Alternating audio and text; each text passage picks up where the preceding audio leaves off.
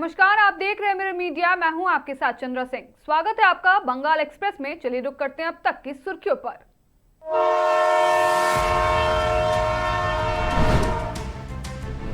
अंडाल में अमित शाह का हुंकार, 5 मई के बाद सिंडिकेट राज खत्म, बीजेपी बनाएगी घुसपैठ मुक्त बंगाल।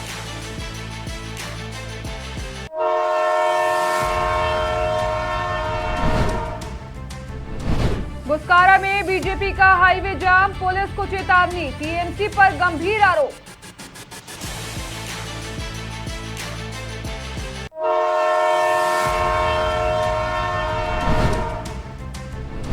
बदार में सियासी संग्राम, बीजेपी कार्यकर्ताओं की पिटाई का आरोप, सड़क जाम से बढ़ा तनाव।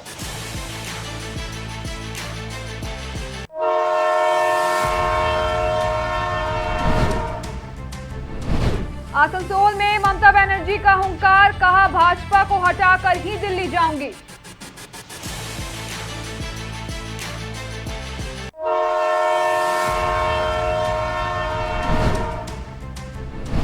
निमारी में सियासी वार पलटवार, अभिषेक बनर्जी का बीजेपी उम्मीदवार पर हमला।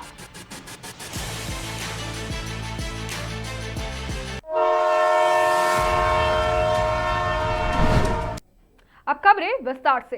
केंद्रीय गृह मंत्री अमित शाह ने पश्चिम बर्धमान के अंडाल में विजय संकल्प सभा को संबोधित करते हुए तृणमूल और ममता बनर्जी सरकार पर तीखा हमला बोला। उन्होंने कहा कि बीजेपी की सत्ता में आते ही बंगाल को घुसपैठ मुक्त बनाया जाएगा और 45 दिनों में सीमा पर बाड़बंदी पूरी होगी। शाह ने सिंडिकेट राज और भ्रष्टाचार खत्म करने की बात कहते हुए दोषियों को जेल भेजने का वादा किया। महिलाओं के लिए 3,000 रुपए मासिक सहायता, 33% आरक्षण और बुजुर्गों दिव्यांगों के लिए बढ़े हुए भत्ते का भी ऐलान किया। साथ ही मतदान के दौरान गड़बड़ी करने वालों को सख्त चेतावनी भी दी गई है।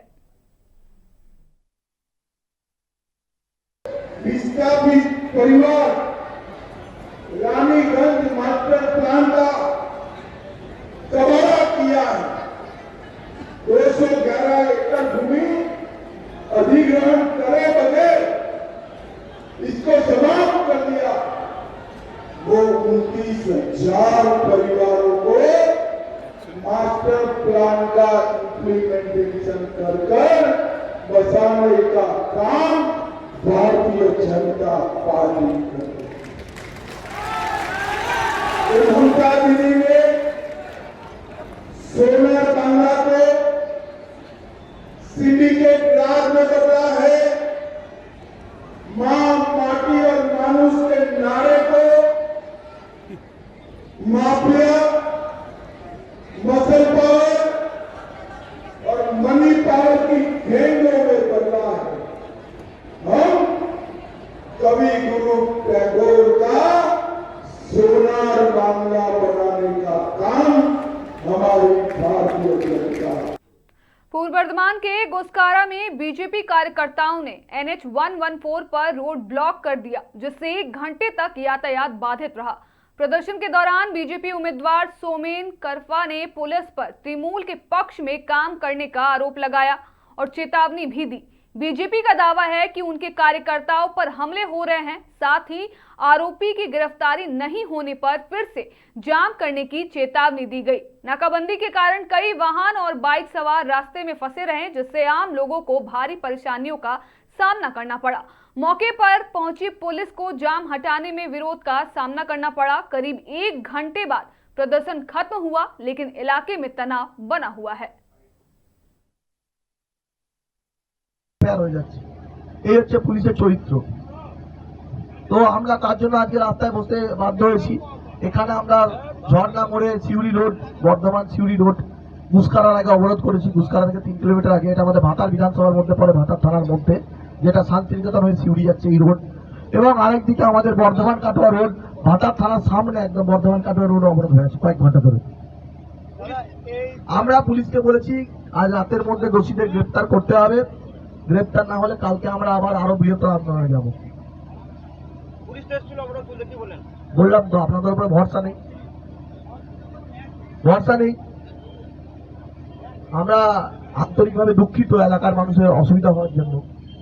কিন্তু আমাদের কোনো উপায় নেই। এই সরকারকে উপরে ফেলতে হবে, এই সরকারকে উপরে ফেলা ছাড়া আর কোনো উপায় নেই। আর ভাতারে তৃণমূল হারছে জেনেই তো সব আক্রমণ করছে। আপনি লিখে নিন 4 তারিখে भातारे যখন রেজাল্ট বেরোবে তৃণমূলকে খুঁজে পাওয়া। पूर्व बर्धमान के भतार इलाके में एक बार फिर सियासी पारा चढ़ गया।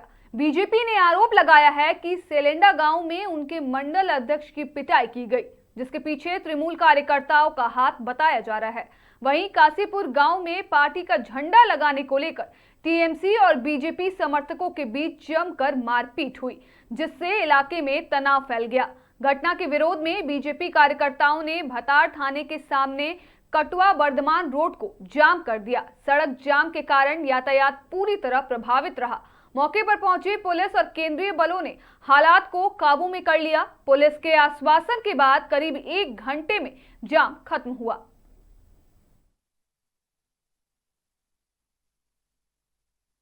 আক্রমণ করা হয়েছিল তৃণমূল দ্বারা, দুষ্কৃতী দ্বারা। আমরা এখানে কমপ্লেন করেছিলাম। কমপ্লেন করার পর 10 জনের নাম লিখিত হিসাবে দিয়েছিলাম।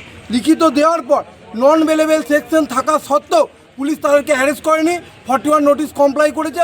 তারপরেও কোর্টে গিয়ে সেই বেল রিজেক্ট হয়েছে।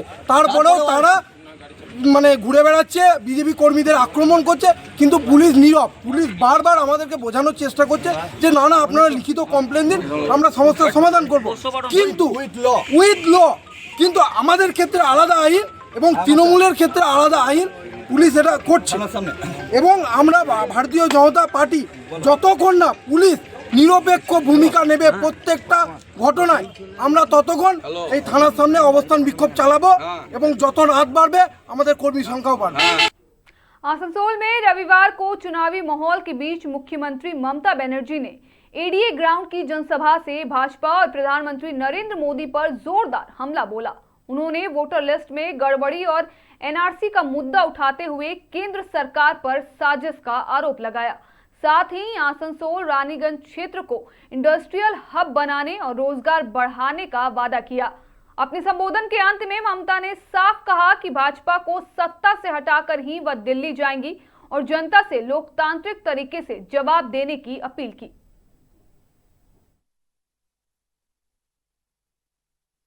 হিন্দুদের জন্য বলবো, এসো হে বৈশাখ, এসো এসো হে নতুন, দেখা দাও বারে বারে। শুকনো গাঙে আসুক জীবনেরও বন্যার উদ্যম কৌতুক, শুকনো গাঙে আসুক, জীর্ণ পুরাতন যাক ভেসে যাক, যাক ভেসে যাক, যাক ভেসে যাক। আমরা শুনেছি ওই মা ভই মা ভই মা ভই, কর্ণুতনেরই ডাক, ভয় করি না অজানারে, রুদ্ধ কামা কাহারি দাঁড়ে, দুর্দর বেগে ধাও। ভাঙো বিজেপির সন্ত্রাস, ভাঙো ভোট কাটারিদের, ভাঙো নাম কেটে দিয়েছে তাদের, ভাঙো অত্যাচারীদের, ভাঙো স্বৈরাচারীদের, ভাঙো। पश्चिम बंगाल के पूर्व बर्धमान के मेमारी में चुनावी माहौल गर्माता जा रहा है। तृणमूल कांग्रेस के जनरल सेक्रेटरी अभिषेक बनर्जी ने मेमारी विधानसभा सीट से पार्टी उम्मीदवार रास बिहारी हल्दर के समर्थन में भव्य रोड शो किया। इस दौरान उन्होंने बीजेपी और उसके उम्मीदवार मानव गुहा पर जमकर निशाना साधा। अभिषेक बनर्जी ने आरोप लगाया कि मानव गुहा पहले बीजेपी से पैसे लेकर यूट्यूब पर वीडियो बनाते थे और उन्हें भड़काऊ कंटेंट के मामले में गिरफ्तार भी किया गया था। उन्होंने लोगों से अपील की कि वोट देने से पहले सोच समझकर निर्णय ले। साथ ही उन्होंने केंद्र सरकार की नीतियों पर भी हमला बोला और मेमारी में विकास जारी रखने का भरोसा दिलाया।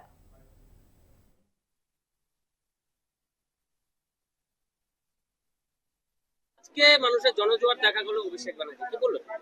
দেখুন, মেমারিতে অভিষেক বন্দ্যোপাধ্যায়, এটা আমাদের কাছে গর্বের বিষয়, কারণ সারা বছর যার আদর্শ নিজেদের নিয়োজিত করি, যাকে দেখে সংগঠন আমরা শক্তিশালী করি, বুথে বুথে যা হয়েছে বুথের কর্মীদেরকে আমরা তার বার্তা পৌঁছে, সে আজকে মেমারিতে উপস্থিত হয়েছে। কর্মীদের মধ্যে তো উৎসাহ উদ্দীপনা থাকবে এবং সেই উৎসাহ উদ্দীপনা চোখে পড়ার মতো জনস্রোত, জনসমুদ্র, এবং আমাদের দাদা খুবই খুশি এবং দাদার আশীর্বাদ নিয়ে আমরা বিপুল ভোটে যাই। फिलहाल के लिए इतना ही। बाकी तमाम खबरों के लिए बने रहें मिरर मीडिया के साथ।